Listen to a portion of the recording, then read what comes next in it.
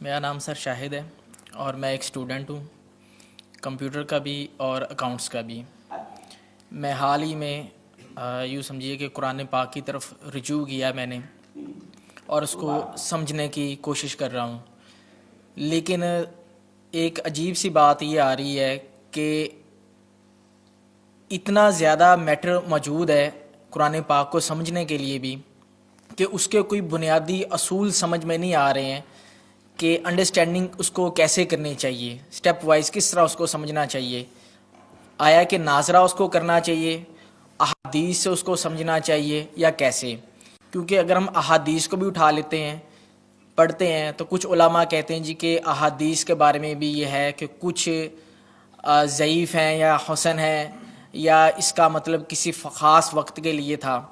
تو ایک عجیب سا مطلب کہ ذہن کے اندر ایک وہ تلاطم ہو جاتا ہے کہ آدمی کرے کیا کرے، کس طریقے سے اس کو مطلب کہ انڈرسٹینڈ کرنے کی کوشش کرے کہ وہ ایک سیدھی راہ کے اوپر آ جائے کہ اسے قرآن پاک کی بنیادی جو تعلیمات ہیں ان کے اوپر چل کے کم لیکن کامل علم کو حاصل کر سکے۔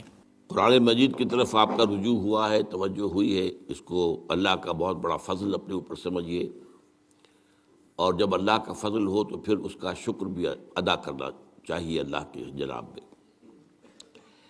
میں آپ سے ایک عجیب بات کہہ رہا ہوں، شاید آپ کو بہت وہ نئی سی لگے گی۔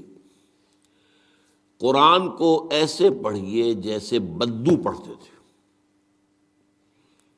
بدو نہ فلسفی تھے، نہ منطقی تھے، نہ سائنسدان تھے، نہ ابھی حدیثیں ان کے پاس تھیں، نہ ابھی فقہ مرتب ہوئی تھی۔ وہ کیا تھا؟ عربی زبان، یہ ان کی اپنی تھی۔ تو شرط اول جو ہے قرآن مجید کو سمجھنے کے لیے وہ عربی زبان کا صرف و نحو صحیح جاننا یہ لازم ہے۔ پھر قرآن کے متن ہی کو اصل سمجھیے۔ البتہ یہ ہے کہ اس کو آپ سمجھیں کہ یہ پہلا مرحلہ ہے قرآن پر غور کا، قرآن پر فکر کا، قرآن پر سوچ کا۔ اس کے بعد اگلے مراحل بھی آئیں گے۔ اسی قرآن سے پھر قوانین جو ہے واقف ہونے ہیں۔ اچھا، اس میں بعض سے واقعات ایسے ہیں کہ جو تو ایک تاریخی حیثیت رکھتے ہیں، اب ان میں اس واقعے کے ضمن میں تفصیل میں کہیں کوئی اختلاف ہو گیا تو کوئی حرج واقع نہیں ہوتا۔ ابھی میں مثال دیا کرتا ہوں کہ میں چند جملے ابھی آپ کے سامنے یہاں ادا کروں اور پھر 10 منٹ کے بعد پوچھا جائے آپ سے تو ہر شخص جو ہے اس کو کہے گا، وہ جواب جو میرا دے گا وہ مختلف ہوگا، اس میں اس کی اپنی بات بھی شامل ہو جائے گی۔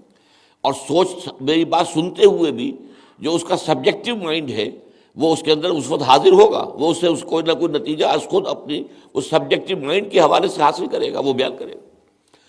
تو ان چیزوں میں احادیث میں اگر کوئی اختلاف بھی ہو جائے تو اس میں پریشان ہونے کی ضرورت نہیں ہے۔ ابھی ہمارے ہاں یہ جمعے کے اجتماعات میں حدیث جبرائیل جو ام السنہ کہلاتی ہے، جیسے سورہ فاتحہ ام القرآن ہے، ایسے حدیث جبرائیل ام السنہ ہے، سنت کی جڑ اور ماں۔ اب اس کی جو روایات آئی ہیں اس میں مختلف اختلاف ہے، الفاظ کا اختلاف ہے، ایسنس ایک ہے، مفہوم ایک ہے، الفاظ میں بڑا فرق ہے، تفاصیل کا فرق ہے۔ تو اس حوالے سے اس میں گھبرانے کی ضرورت نہیں ہے۔ پھر یہ کہ فقہی معاملات کے اندر اختلافات ہو گئے، وہ بھی نیچرل ہیں۔ آپ کو معلوم ہے کہ ایک ہی مقدمہ ہوتا ہے، 8 جج بیٹھے ہوئے ہیں ایک بینچ پر، 5 کا فیصلہ ایک ہے، 3 کا ایک ہے، اور بھی تقسیم ہو سکتی ہے۔ قانون وہی ہے، اور یہ میں بات کر رہا ہوں سپریم کورٹ کی یا ہائی کورٹ کی، وہاں پہ تو ظاہر بات ہے کوئی نئے بیانات نہیں لیے جاتے، وہ جو بھی فائل ہے وہ تو بہت پہلے سے تیار ہو چکی ہے، اس کے اوپر بحث ہوتی ہے، صرف اسی سے اخذ کیا جاتا ہے، مطلب ان کا وہی رہتا ہے، اس کے اندر تبدیلی نہیں ہو سکتی، اس موقع پر کوئی نئی گواہی نہیں آتی۔ تو اس اعتبار سے ان چیزوں پہ گھبرانے کی ضرورت نہیں ہے۔ البتہ آپ آغاز جس طریقے سے کریں وہ میں نے آپ کو بتا دیا ہے، اس میں یہ کہ آپ اصل میں ان تمام جو چیزیں ہیں اضافی، ان سے ذرا صرف نظر کرتے ہوئے عارضی طور پر پہلے قرآن کو ایسے پڑھیے جیسے بدو پڑھتا تھا۔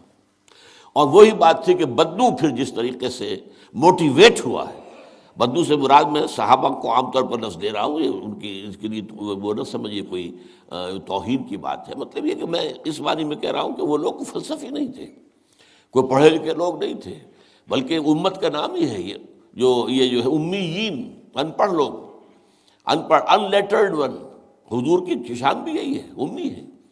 تو انہوں نے قرآن کو جس طور سے سمجھا ہے وہ ہے بہترین طریقہ قرآن کو سمجھنے کا، اور اسی سے پھر وہ صحیح موٹیویشن ہوتی ہے کہ انہوں نے تن من دھن سب لگا دیا اللہ کے دین کے لیے اور اللہ کے دین کو غالب کر دیا۔